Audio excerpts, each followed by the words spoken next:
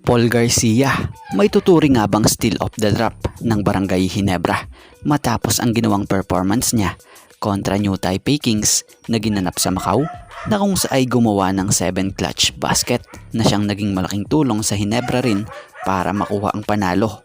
So syempre bago nga natin talakayin yan shoutout muna sa mga solid nating ka-teammate na sila JJ Sibum, Kat Sakino, Pabs, Michael Awao TV, Michelle Gonzal, Efren Katimpo, Eduardo Monsales, Scout Ranger, Ronald Berbasidad, and Juan Solige.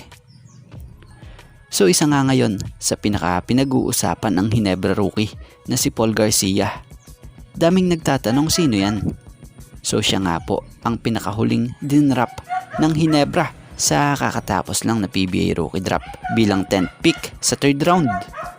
Marami ang nagulat nang makita na maglaro ito sa Ginebra at sa pinakita niyang laro.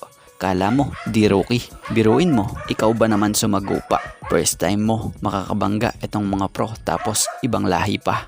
Tapos biglang tindi agad ng lalaruin mo.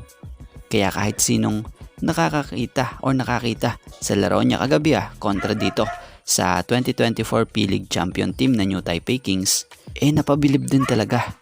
So kita kay Paul Garcia yung potential na kung saay mabigyan lang siya ng playing time nitong sila Coach Tim Cone sa Ginebra, maaari pang mas maganda pa rito ang ilaro niya. So bago pa lang siya sa Ginebra pero nakita na agad yung high level ng laro niya. Walang takot makipagbanggaan, walang kaba kung tumira at sobrang napakasipag dumipensa. Bukod dyan, shooter pa.